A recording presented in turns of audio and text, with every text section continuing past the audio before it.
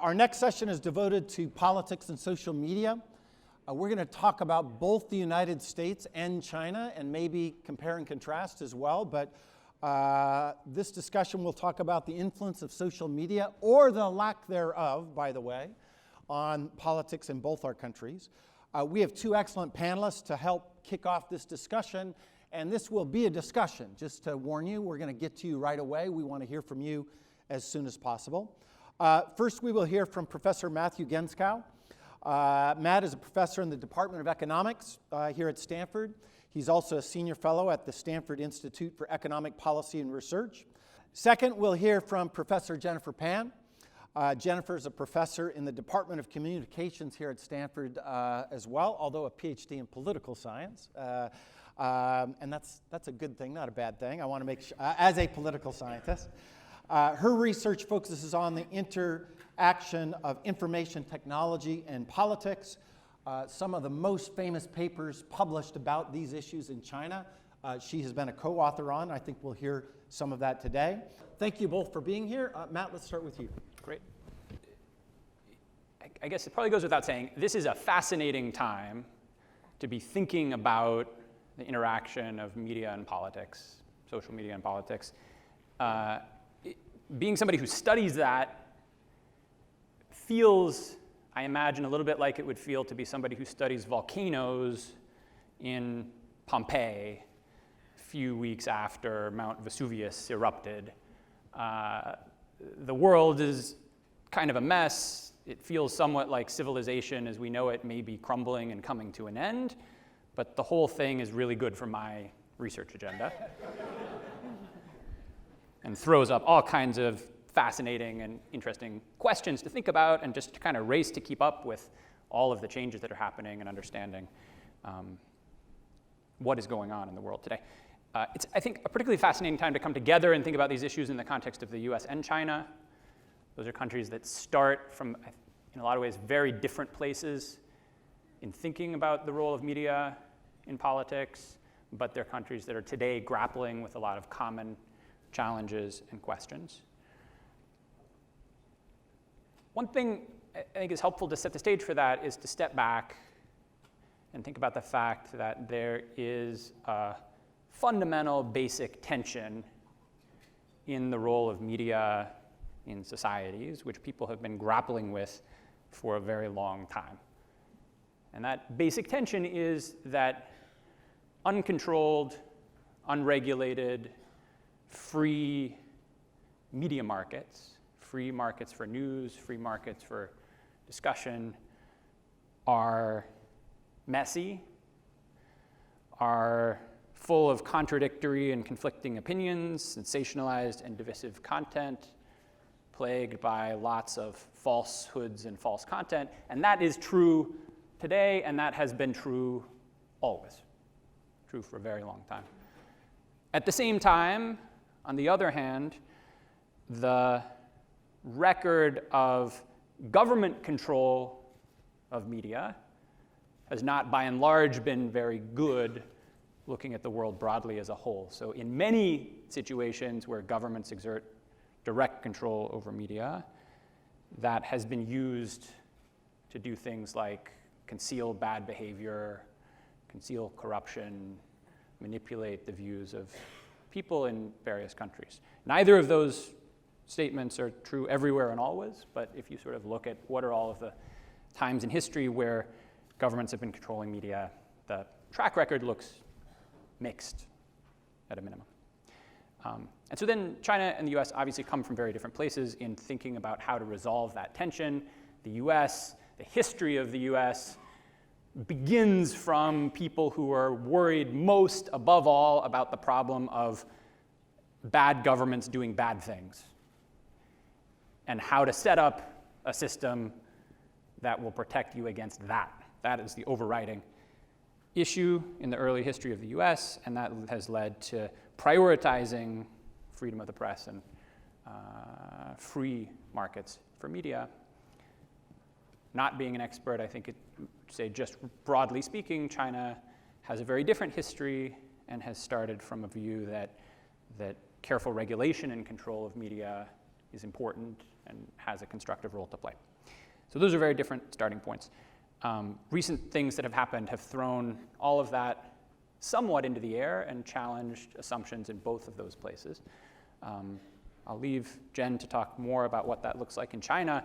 If we look at the US, I think it's kind of remarkable to me, as an observer of this, how much both sides of the political spectrum in this country, both Republicans and Democrats, have been moving in directions that pull away from the traditional set of principles that have guided the view of media in this country.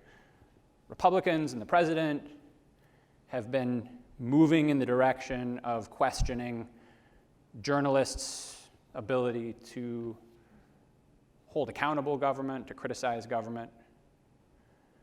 Democrats have been defending fiercely media's ability to criticize the government, but at the same time, many have been clamoring for more regulation of content of media, online, in social media, tech companies, and advocating degrees of government intervention and regulation that are quite far, that go significantly beyond what has been the norm in this country historically. My own view is, on both sides of that we need to be careful. I think these are complicated questions, and there's no simple view of what we should do. I think to people on the left who are clamoring for regulation, I think it's useful to ask, are you sure that you want more regulation if the decisions, like what content is true and what content is false, is going to be made by this current government? Do people want the current government? Do people on the left really want the current government in charge of regulating content on media? If not, how are they going to, what is the system for doing that is not susceptible to whoever the current government in control is influencing things in a way that you don't want? And likewise, for Republicans, I think, question criticism of the government now, remember, at some point, the tables are going to be turned, and the government in power may not be the one that you like. All of these are important questions. All of these are hard to resolve. One of the things I think where scholarship and research can contribute is, whatever you think about this debate, something that's clear is it has, for the most part, taken place with very little evidence or data to back it up, or as a foundation for the claims that people are making. There are a remarkable number of strong assertions and claims about what is true in the world, what is happening, what is this period we're living through, what are the impacts of media, what are the role of social media, that are being made all the time as kind of blanket assertions with very little evidence. And so I think of one of the ways that our research group has tried to contribute to this, that Jen's research has contributed to this, that other people are working hard to do, is just to bring some fact base to the table, not to resolve the answers to the hard questions about what we should do, but just to help orient us. We're trying to cure a disease. It's helpful to know a little bit more about what the diagnosis actually is. So let me just give you two quick examples of that from our own work, and then we can talk some more about that maybe in the discussion.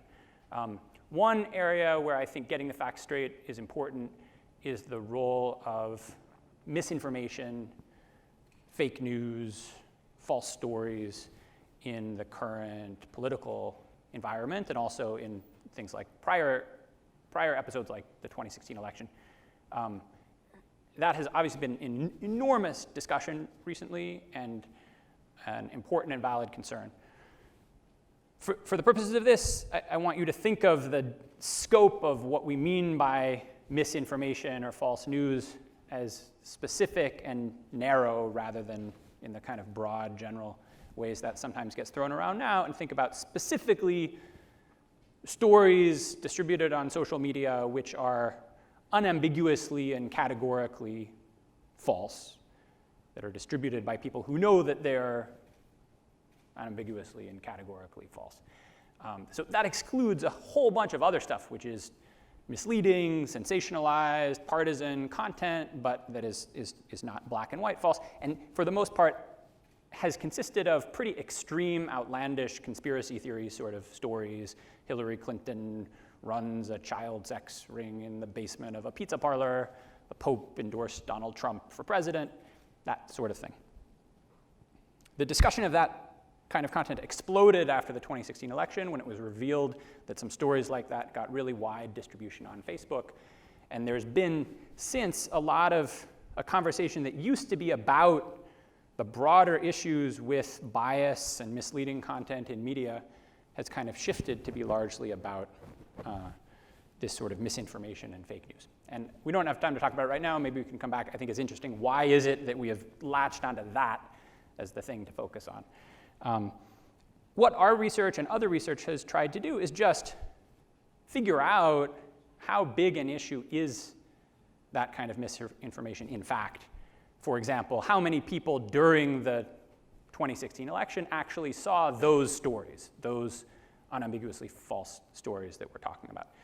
And without going into the details, I would say the conclusion from our work, which has then subsequently been replicated and refined in a number of subsequent studies, is the magnitude of that is much less than the general discussion would lead you to think. And that the number of people who actually were exposed to those stories prior to the 2016 election is relatively small. That exposure is highly concentrated, so it's not like everybody saw one or two of them. It's more like most people saw none and a small number of people saw a lot. And the people who saw them were mostly people who were already favorable to that side of the political spectrum to begin with. So without any much broader question, what is the overall impact of that? I don't want to minimize the importance of that problem, but one thing we've learned is that the scope of misinformation per se is smaller than we might have thought. And I don't take that to mean, everything is great, we can go home. I take that to mean fake news is a little bit of a distraction from the much bigger issue, which is biased, partisan, misleading content more generally. The other thing that we've thought about and others have worked on is what is happening with political polarization in the US. And it's very clear in the data. There's some debates about how to measure polarization, how to define polarization, what does that mean? But if we just sort of think broadly about to what extent are the two political sides in the US divided, to what extent do people on one side like the people on the other side, to what extent do they feel hostile, to what extent do they have different views, that kind of polarization has grown substantially over time in the US, and there's a debate about what's causing that, and in particular what role social media has played in that. I think there is some good evidence that it has played a role, and I suspect that it has, and I think that's an important issue.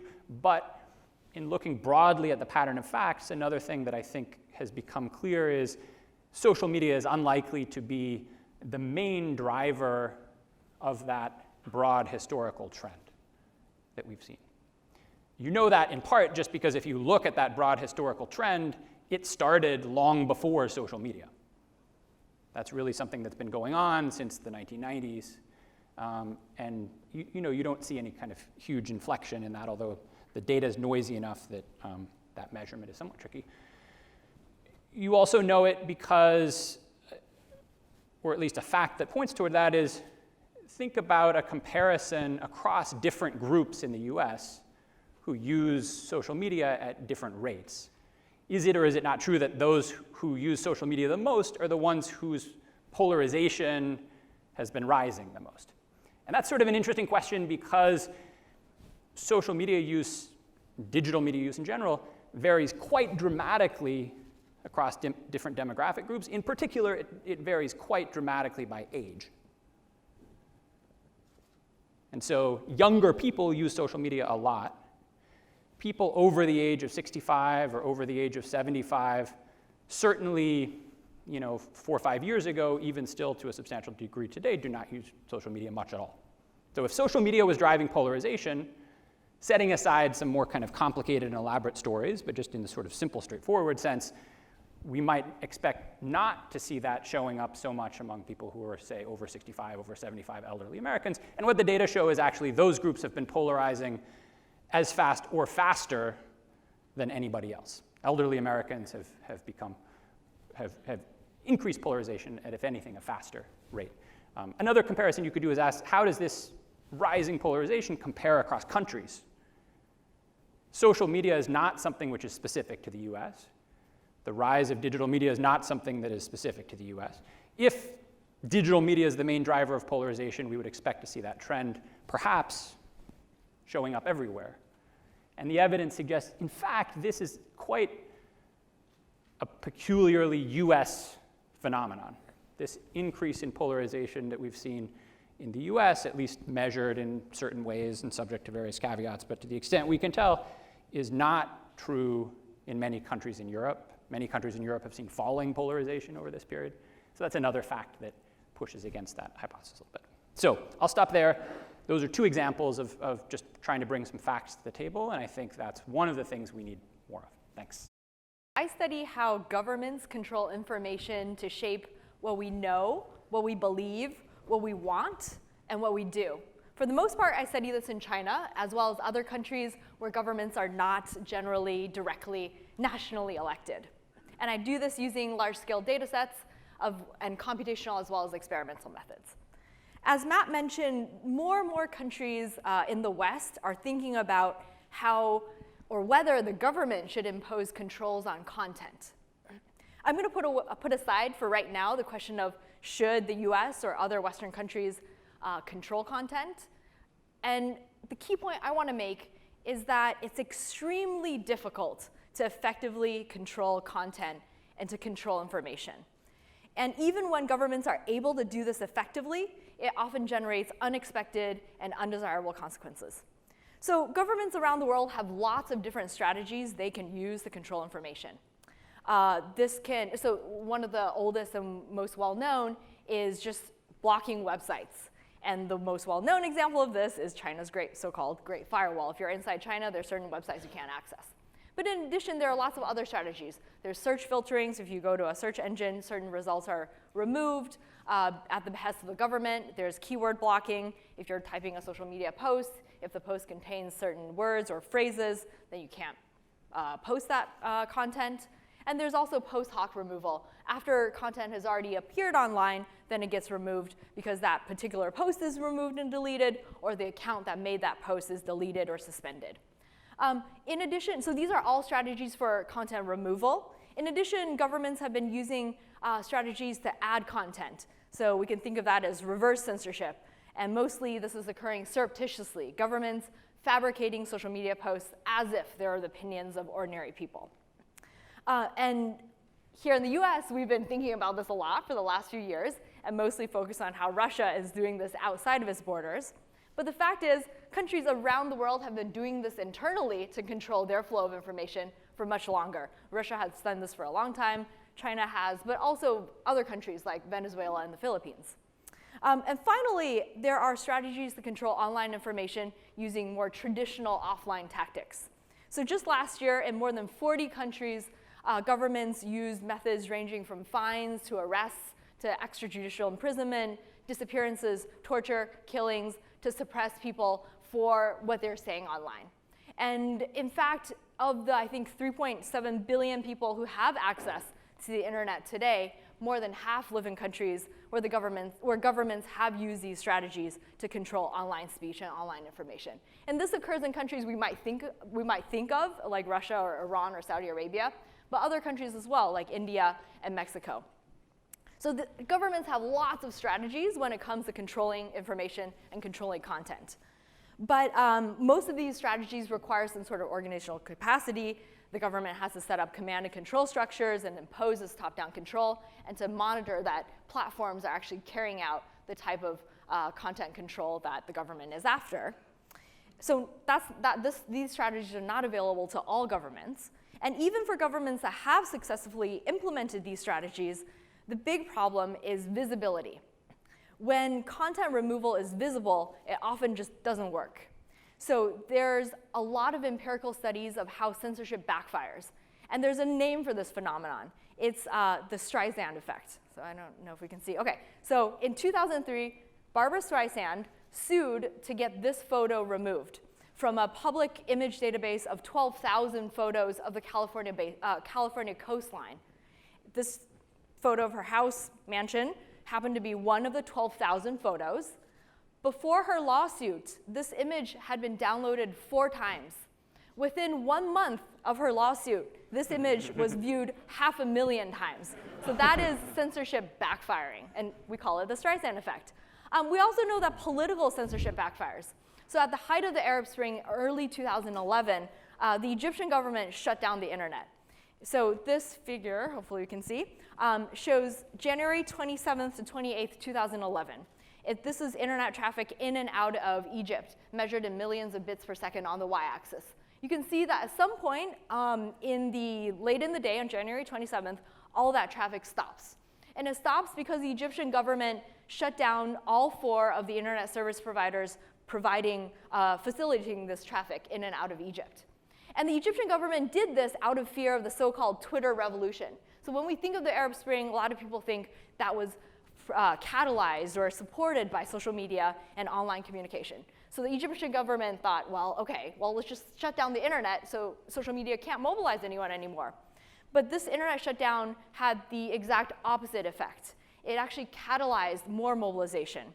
And what happened is that people who were previously not mobilized, not out in the streets protesting, were like, our internet's gone. They figured out why that was the case, and some of them took to the streets. So after this internet shutdown, you see more diffuse protests, but larger numbers of protesters. So again, this is political censorship backfiring. We even see censorship backfiring when some of those traditional methods are used. So since 2010, Saudi Arabia has used arrests and imprisonment and torture to suppress prominent figures who have been active on Twitter. And what we find is that if someone is arrested for their online speech, after they're released, they are repressed. They're demobilized. They're not as critical of the Saudi regime, and they don't tweet as much. But dissent overall actually increases. The people who had previously followed these online elites are more activated. They are more critical of the regime. They tweet more. And we also see that the public's attention is captured by these arrests, and people are more interested in these elites as well as their causes. So again, this is censorship backfiring, even when traditional methods are used. So the common theme among these failures of censorship is visibility. When censorship strategies are visible and content removal is visible, it draws people's curiosity, interest, anger, resentment, all the things that censorship is supposed to suppress in the first place. So not all governments are unsuccessful, and probably China is the example of the most successful censorship system in terms of regulating or controlling online information. It has the largest, most sophisticated system for regulating online or controlling online content. And in one research that we did focused on kind of this reverse censorship, we studied the 50 Cent Army, or Wumaodang. And what we find is that what they're doing is actually very different than what most people online in China think they're doing. So their actual actions are not visible to most people. So if you look online, we collected a lot of social media posts accusing other people of being Wumaodang. And if you look at who's accused of being a 50 Cent Party member, you see that it's people who are defending China against its critics, people who are critical of the West, of democracy. But using ground truth data, what we actually find is that the people who are actually making fake social media posts at the behest of the government are putting out super positive, happy, inspirational, motivational content, what we call cheerleading. They are not engaged in any sort of debate. They're staying away completely from controversial issues. But they're redirecting the public's attention. And so this is a form of information control that is working because it's very different than what people actually think the government is doing. But the thing is, even when information control works, and we can say that maybe the central Chinese government's strategies for information control have worked, it can backfire. And it can backfire by cannibalizing the government's access to reliable information. So when a government decides that it's going to control information, it sets norms that it's okay to control information. And inevitably, there'll be other actors who decide, well, I want to control information too, and do so in ways that make it very difficult then for the government to gather reliable information. And in China, you see this with local governments all the time. They censor information, they manipulate information so that the center cannot, or it makes it much more difficult for the center to get an accurate picture of what local officials are doing, as well as what public preferences are. So the point I want to leave you with is that as we, hopefully in the following discussion, talk about the need for information control or the challenges and pitfalls, we keep in mind that it's extremely difficult to control information effectively, and even when it is effective, it can backfire in unexpected and undesirable ways. Fantastic, thank you.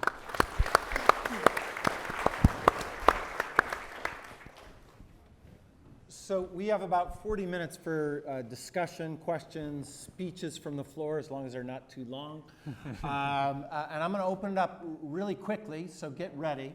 Let me just start, though, with just a couple of questions about trying to tie some things together between China and the United States, and frankly, the whole world. The first thing is how both of you measure success or lack of success, right? So in the first instance, Matt, you're talking about polarization does not predates social media, the effects are in the margins. Tell us a little bit about the measurements you use, because you said, and you skipped it rightly for your remarks, that, well, it's hard to know, and it's a lot of different people have different views. Give us a little sense of that, and put it in the comparative context. I thought it was a great point you made that in some other places with free media or open media, you don't see polarization. So tell us a little bit about, in the language of social science, the dependent variable about polarization, and likewise on the China side, success. How do we know they're being successful in the control of information in terms of societal attitudes? What do you use as proxies to measure success in China, given how difficult it is to know about preferences in China? Great, it's a great question. I think the first thing to say is any of the measures we have are incredibly incomplete. And so if we want to measure whether something like social media is making things better or worse, the overall picture of that involves many, many things that we don't measure. And so we're picking off these little bits of it to focus on. So the one little bit we pick off to focus on is polarization. And there's a lot of background to that in the literature on political science. Lots of people have thought really carefully about what does that mean and how do we define it. And to give you a couple of examples, one way you might define that is by looking at people's views on political issues. So you ask people questions like, what should the top tax rate be? Or what should be the laws around abortion? And polarization might look like something where the distribution of those views in the population used to be clustered in the middle, and now it's moved out to have a bunch of people on one side and a bunch of people on the other side. That's one way you could measure it. Another way, very different way you could measure it, which Shanto Iyengar, who's here at Stanford, and some co-authors have kind of pioneered, is forget about people's views on issues altogether and just ask, how do people feel about each other? To what extent do the people on one side feel hostile or suspicious or negative toward the people on the other side? That's something very, very different, but it captures, if you think about like what's going on in the US today, that feels like a big part of it. And so I think that those are two measures. There are a number of others. The question, has polarization been going up, has different answers depending on which measure you focus on. So for example, you don't see this kind of spreading out on issue views, by and large, but you do see a steady and dramatic increase in hostility that each side feels toward the other. So those things are tough to measure. I think the approach we've tried to take, and I think what I find most helpful is just to try to look at as many of those dimensions as we can, and kind of paint a mosaic instead of debating, what is the one correct way to measure that. Makes sense. So for China, or for the Chinese government, first of all, I should say that success would be very different from the perspective of a government versus a company versus a dissident. Yes. But for the perspective of a government like China, the ultimate measure of success would be staying in power. But more intermediate considerations for a country like China might be large-scale social mobilization. So is control of information able to prevent revolutionary mobilization? And what we see of censorship in China is that in many ways it's oriented towards suppressing online discussions of offline mobilization.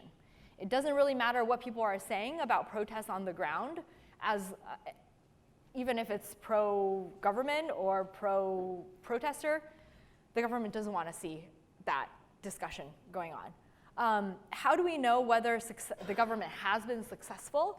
So I think a piece of research that one of Matt's students, David Yang, who's now assistant professor at Harvard, has done is give college students in China VPNs or other sort of internet circumvention technology so that they can have access to the uncensored internet.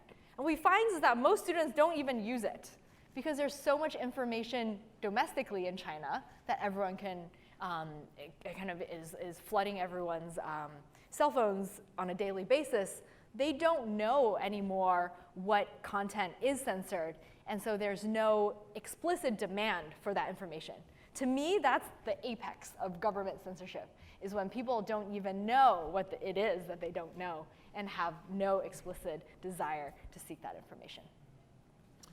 So one more question from me, then I'm coming to you, so get ready. Both of you talk about government regulation for a minute. Matt, let's start with the United States. Lots of debate about breaking up our companies and too much power to companies all around here. You told us your view about having the government get involved in censorship. Maybe that's too strong a word, but I take that point very clearly. But there is a big view in Washington. If we could just break up these evil companies out here in Silicon Valley, everything would be better.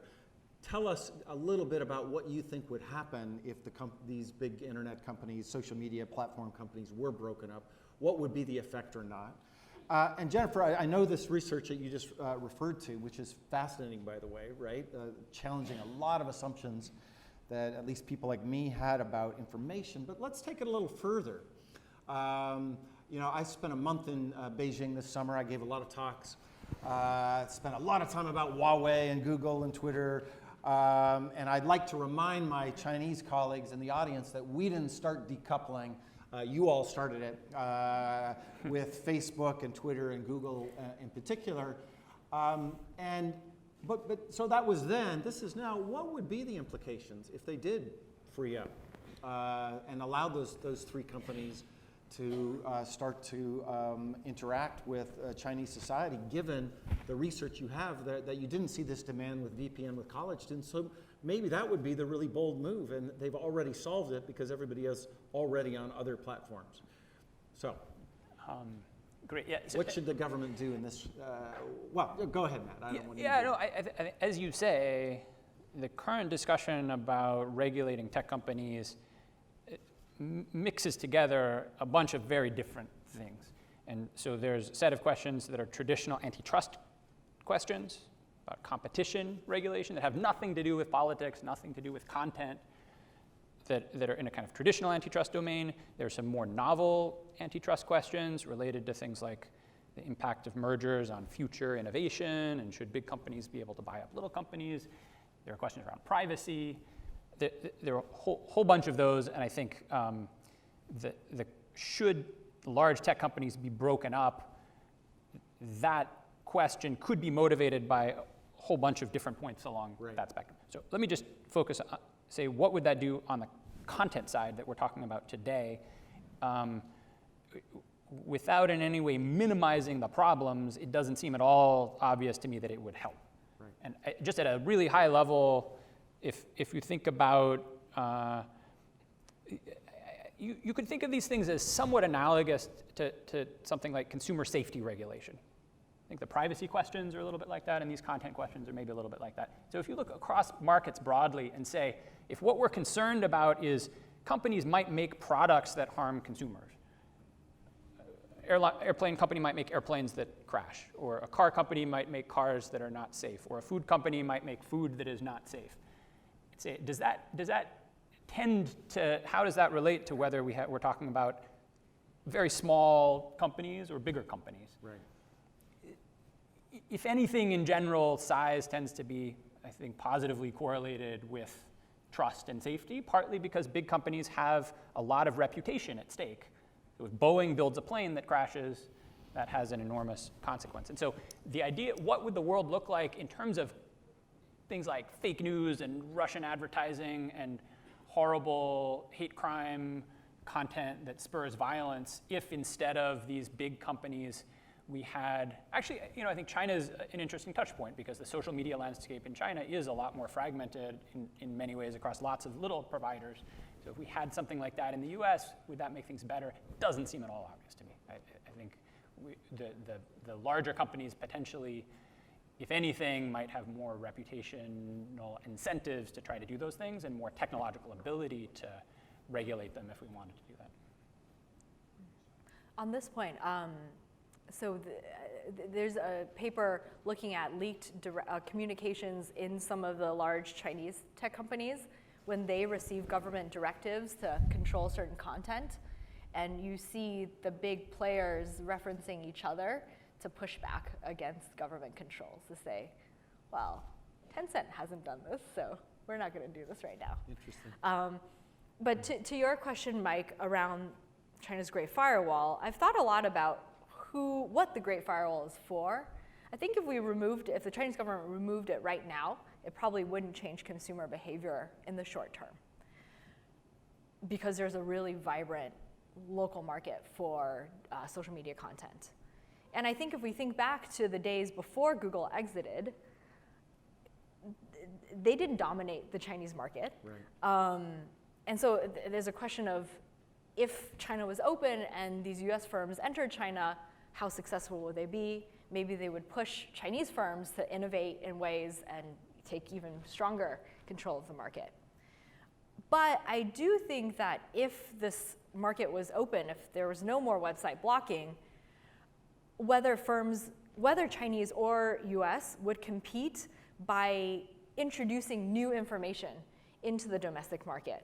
And what this previous paper by David that I referenced finds is that if you make Chinese students go read the New York Times, Chinese version, they'll realize what they were missing or things that they didn't know. And they'll develop a taste and demand for that information. Interesting. So if firms are competing in a more open information space, they might very well use kind of that strategy or introduce new information in order to gain more users. And then that would potentially shift the dynamic in the medium or longer term. Okay, last question from me. The converse, the dystopian world. Let's assume that, just for the sake of argument, that decoupling happens, we go into our respective corners, there's a Cold War 2.0. Who wins in the rest of the world with respect to media companies, platform companies, China or the US? The US. Okay. Well, then I'll have to say China. So add a little bit more to what you said. Or not, but. I mean, I think so if you think about the impact of media in the US and media in China on countries in the rest of the world, historically, the impact of US media has been much, much, much larger, certainly if we're talking about Europe and Western countries. I think there is a different, so that's like in a consumer-facing way. So I think it's hard to imagine in some really Cold War 2 or 3 or 4, whatever 0.0 it is, world that large parts of the globe are going to turn to Chinese news outlets for information in the near term. What about platforms? So they get their news from WeChat, and then that gives you certain kinds of content. I think that's a lot less clear. Right. I think there are a lot of places where cost and technology innovation are going to lead people. I mean, you can see it already in like mobile handset markets. Right. That's something also that China was not dominant in before and has been improving a lot. But so I think if we're talking about the information that's carried over those pipes, I think I would predict the US would dominate it. In terms of the underlying technology and the platforms, and like what messaging app are people using, I think it's a lot less clear. So I think if we look at current technologies in social media, US dominates for sure. Google, Facebook, Twitter, that's what the rest of the world is using. And it limits those governments' abilities to remove content. So if the Iranian government would love to control information the way that Chinese government does, but people are using Twitter in Iran, and even government officials are using Twitter. Even though it's blocked in the country, everyone's using circumvention technology in order to access the social media. But I think where the change might come is new technology. So what's going to be the next wave of, so what's the next thing that's going to be like social media today? And whoever gets first mover advantage, especially if this technology is networked, that will kind of lead to an advantage. And I think right now it's really unclear what the next kind of this type of consumer-facing technology is going to be. Okay, let's open it up. We have people with microphones. My only request is that you just introduce who you are and then ask your question. We'll start right here. Yeah. Hi, I'm Chow, and I live in Hong Kong. So I think we will be surprised if Hong Kong is not mentioned today in this situation. So I'm Chinese from mainland China, and I have been living in Hong Kong for almost 10 years. So we consider as new Hong Kongese. And in the past 3 months, Hong Kong has already been always on the spotlight of everywhere. And living in Hong Kong, we are feeling quite uniquely in terms of when we talk about what happened in Hong Kong. And I have a question for three of you because, we talk about social media. It's really interesting. As a mainland Chinese, I use WeChat. I use TikTok. I go to Douyin, kill my time. And as someone living in Hong Kong, I use Facebook. I use Twitter. I use Instagram. In my house, I have, my family members, some of them are not Chinese reader at all. So in my house, there's always a discussion, what is actually going on in the city, even though we live in the city. And in fact, that the things I read on WeChat is like how, the pro-China, I don't want to say that pro-China or pro-Hong Kong, but yeah, that's like a like a central government type of power was saying, tourists got beat up, the reporter was, not delivering the right information because we do see that only with $50 of Hong Kong dollar, you can become a reporter. And you will be receiving, reporter certificate to go on the street with a yellow jacket. On the other side, whatever we see on the Facebook is actually quite on the, the police is beating up the people, things like that. So I want to ask you three as, you guys are the, expert in this field. Can you predict or what we see, what's going to happen in Hong Kong? And yeah, I just want to see like what type of information that you guys proceed here. Essentially, because it's National Holiday of China is coming, there are two speculation. One is everything will be calmed down, right? Everything will be quiet. The other side is there's going to be new wave of everything. So I want to hear from you guys what you think about that. And I just, being a Hong Kong resident right now and the new Hong Kongese, I really want to know like how you guys see the social media thing, especially given the fact that all the social media right now, in order to be, seen by the world, they're read in 2 languages on both sides in order to make sure they're not misunderstood. So yeah, I just want to hear that. Thank you. You're going to hear from 2 experts, not 3. So I can say that no predictions. What we know about social mobilization is that revolutions always catch everyone by surprise. Everyone's like, well, how did that happen? Eastern Europe. So, but the thing is, and the theory behind why that happens, is that in societies where information is controlled, people don't know what everyone else thinks. But when someone goes out onto the streets, that's demonstrating what that person thinks, and more people will join, and it leads to some sort of revolutionary bandwagon. But what's happening in Hong Kong, and you've described this, is not that. There's very different, not only reporting about what's going on between mainland and outside, but different opinions about what's going on in Hong Kong.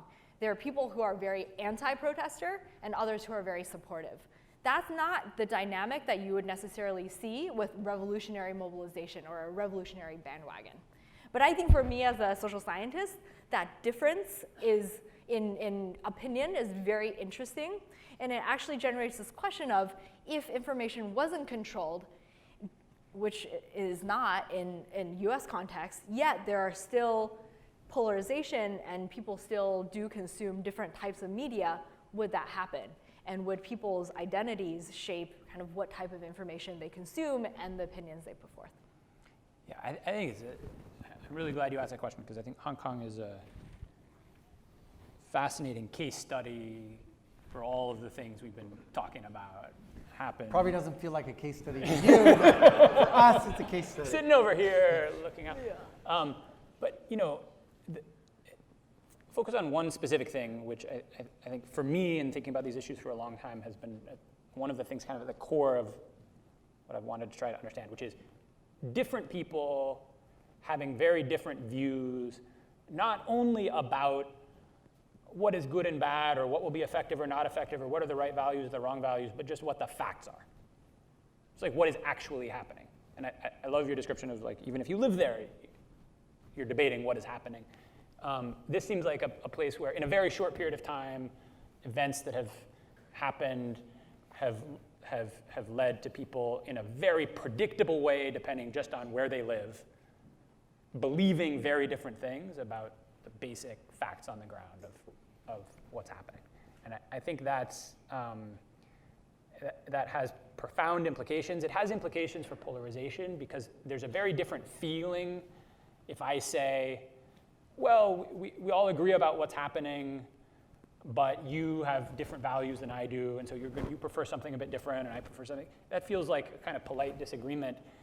If I feel like looking at the facts I'm looking at, it is inconceivable that anybody could not reach the conclusion that I have reached, and these other people over there are somehow either blind to that, or they're so perverse in their motivations that they're missing it, or they're just so dumb that they've been duped by seeing inaccurate stuff.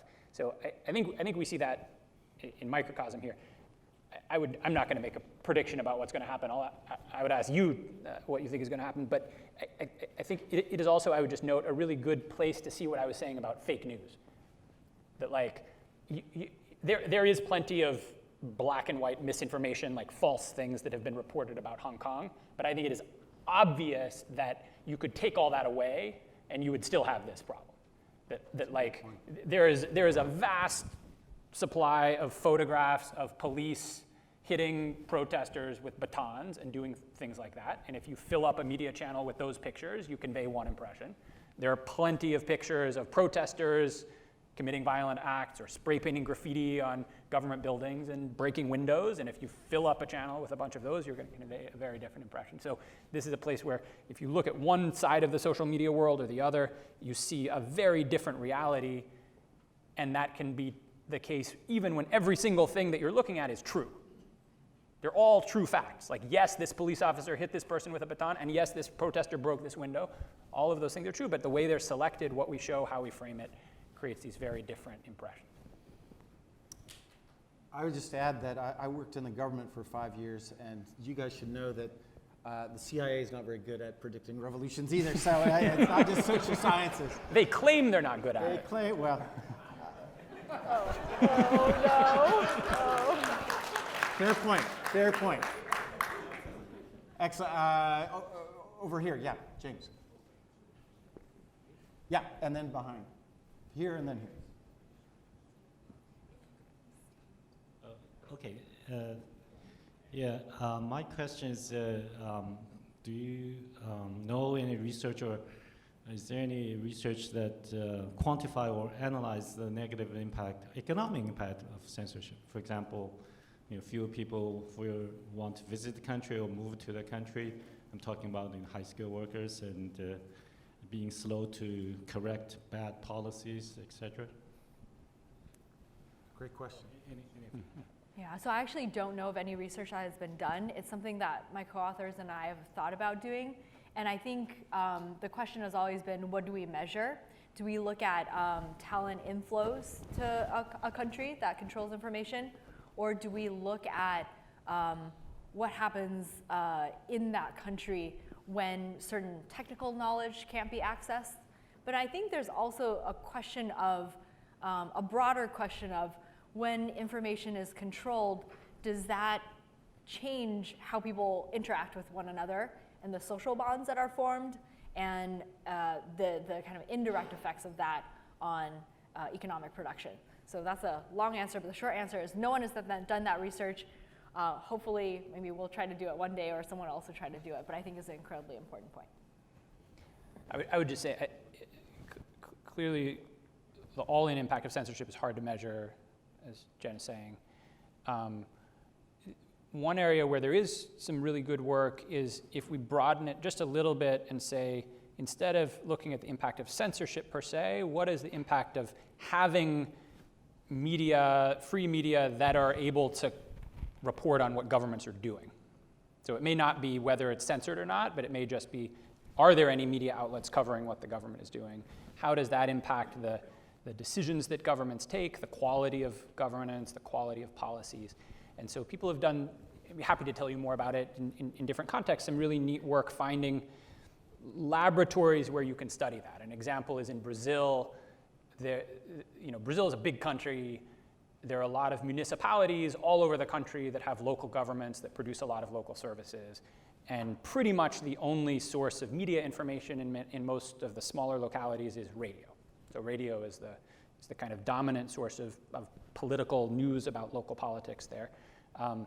One of the PhD students here who is just finishing up his dissertation has been looking at how do municipal government outcomes in Brazil differ depending on the availability of local radio.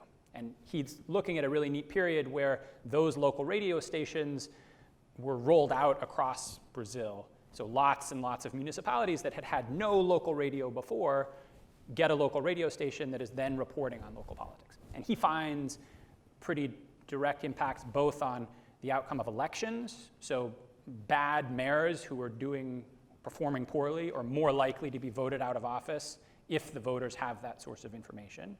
And he also finds that the mayors who face that kind of scrutiny do a better job in the sense of things like education investment and schools investment, so that those towns subsequently have better educational outcomes for their students.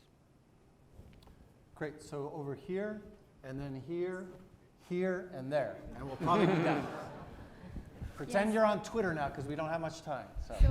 Really appreciate this gentleman and question and the comments from the panel. This description of two narratives, people caught in between these two very, very different narratives. If you are in Hong Kong and you grew up in mainland, you read WeChat, right, blogs? I do, I read WeChat blogs, and I read the Western news on Facebook. You see very, very different narrative. One is that the foreign forces are trying to intervene, CIA is involved, and trying to bring down Hong Kong. And then you see in the Chinese mainland, if you interview Chinese mainlanders traveling to Hong Kong, they say, look, this is a bad example of how democracy can fail, right? And that lends legitimacy to the Chinese government's governance. But if you read Western news, of course, if you believe it, it's a totally different story.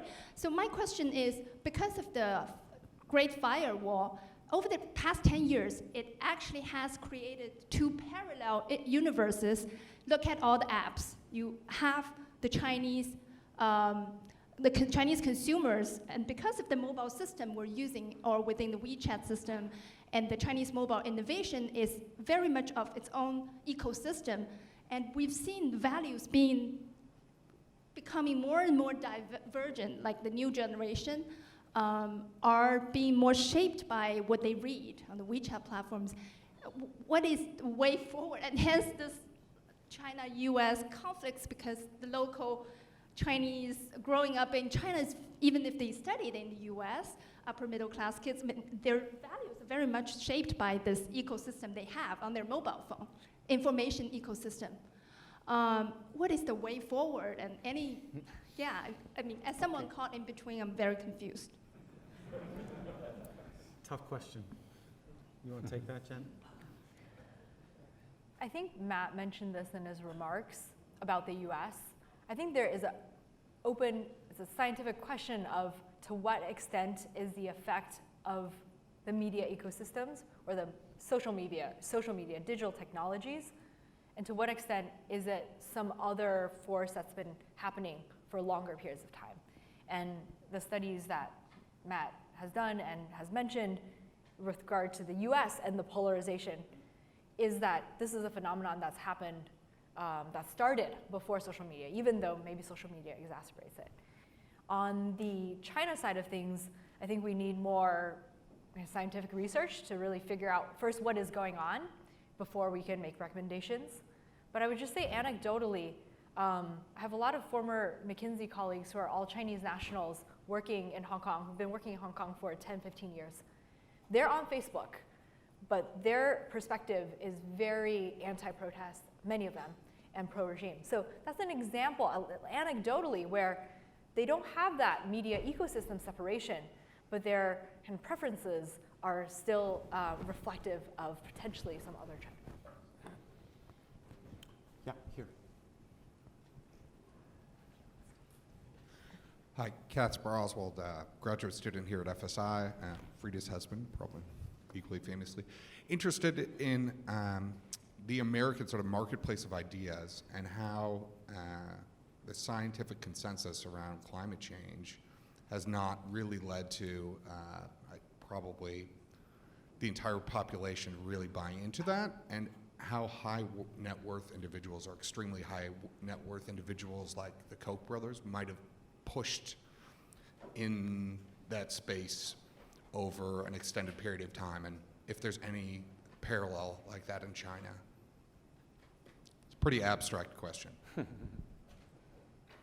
mean, I think what you see with people's views, beliefs about the facts of climate change are there's kind of a phase transition where this goes from being a question that is mostly debated in some scientific space to a hot button partisan issue. And so before, if you go back a little ways, Democrats and Republicans in this country had similar views on the facts of not even, should we tax carbon or is man-made activity causing global warming, just or is the Earth getting hotter? You ask people, that's a pretty simple question. You ask people that question, Democrats and Republicans gave similar answers. In the period of time where that suddenly became a big hot button political issue, those factual reports diverged and diverged dramatically. And I think it relates to what Jen was just saying, that there's a part of this that is what information people are exposed to, but there's also a whole other question of how people process the information that they have available. Do they do that in a kind of rational way? Do they do that in a motivated way based on their beliefs? And also, how do we interpret what they say? And I think a lot of those responses on surveys, subsequent evidence, it's hard to take that as somebody's clear, sincere view of the science of climate change, because if I'm on one side of a huge political fight and you're on the other side of it, and it so happens that my side is sort of anti-climate change, I'm gonna give those kinds of answers for all kinds of reasons other than just this is my objective view of the facts. I'll give an abstract answer, which is to take a step back and to recognize that every time a new information communication technology is introduced, it becomes a site of battle, of who gets to control that. We can see this with the telegram. We can see this now with social media. And I think the thing to recognize is that these are technologies. These are platforms. How they're used is about human behavior, individual, group level, societal level. And I think many of you are in business, and you probably know this much better than many of us, but facts and logic are not necessarily the things that are always guiding human behavior. And this is, I think, what Matt is saying, or some of what he's saying as well, is that when it comes to information and people's preferences, their beliefs, their desires, their actions, a lot of what is shaping behavior is not just simply, is there a set of facts that everyone agrees on? So we only have 7 minutes left, and I saw lots of hands, so we're going to do a speed round. I'm going to gather up all the questions, and then Jen and Matt are going to answer whatever they want before the question ends. So it's up to them what they're going to say. I'll give you a piece of paper. Okay, thank you. And I saw you first next. Here, so we'll go here, and 3 back this way, and then I'll make sure I'm not... Okay, so just this side. Okay. My name is Joy. great sharings about how social media impacts or has already impacted politics. And in general, we know social media always, politics always go hand in hand with education. I myself coming from the education field, and I myself have already seen how education has been impacted or has gone hand in hand with politics, if not controlled by politics, more or less, or in certain countries. So my question to two of you guys, two experts, is have you guys done any research or got any observations about how social media has already impacted education or is reshaping education or probably will be shaping education in the future? Okay, big hard question. Let's just move back 3 tables in a row. Ollie next here, yeah. So I think there is strong evidence that the Chinese government has perfected the art of surveillance. Now, recently there's been a number of deals, as an example, for Hike Vision to export surveillance technology, facial recognition technology in Kazakhstan, in Ecuador, in other countries in Latin America, even in Serbia. From what you see and what you know, is this part of a strategy to export or to project influence, or is this a local deal by deal phenomenon? Tough questions, folks, to end on. 2 more, I think. Yes, right here, and then this woman right there. I apologize to the gentleman in the back. You'll get the last question. Great, thank you. I'm Paul, class of 2014 MBA.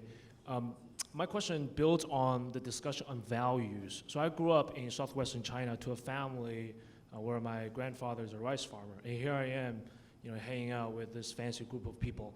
And I immigrated to Virginia when I was a teenager. So by nature of who I am, I spent a lot of time trying to seek understanding of the deep values that drive each society. And it seems to me that the Chinese at this point are driven by efficiency. Chairman Mao's unite the people so you can do great things, right? 团结力量干大事. So the Chinese are very convinced that the ability to mobilize resources through a central regime is one reason that they grew out of poverty. Now, in the United States, as a naturalized American citizen, I also very much buy in to our founding principles of Bill of Rights and all that, and feels like representation is a very core value of the American people. And that's why we feel very allergic to any kind of effort to censor contents. But at the same time, increasingly, there's a paradox in the American psyche where we feel good about our democratic values, but we're frustrated by how inefficient our democratic system has made us to be, particularly when we're witnessing the Chinese are growing 6, 7, 8% and being able to build a bridge in like 2 days, literally. How do you think this paradox, this psychological paradox in the American society will resolve over time? Thank you. Okay, and then last question, back here, yeah. Thank you, Ambassador McFaul. Catherine, junior at Stanford University. And I have a question Excellent. regarding the types of misinformation that we can classify. So Professor Pan pointed out how for the Wu Mao Dang, they did a lot of posts that were generally about positive messages. So I'm a research assistant for Professor Erblin at CSAC, and we saw how for the Russian disinformation campaign, a lot of the posts were also about fostering nationalistic, tribal influences between African Americans, between folks living in Texans. You see posts about how Texas is amazing, green fields and then blue skies. So I was wondering, there are more overt forms of disinformation, like misinformation, but how do we deal with other types of misinformation when it seems to be focused more on psychological factors? Thank you. Okay, each one of those questions we could devote 30, 40 minutes to, but we have 2 minutes and 47 seconds left. So, Jen, why don't we start with you, and then Matt will get the final word. I would just say that these are all really great questions. I'll just speak on the point of surveillance. So I think it's far from clear that China has perfected its system of surveillance. It's invested and investing a great deal in surveillance. One of the things I'm really interested in right now, and I'd love to talk to others who know more than me, is how China is actually using surveillance technology, especially when it's using machine learning, deep learning, other AI algorithms. there's always, these algorithms are probabilistic. There's a trade-off between precision and recall. They need to be trained on data.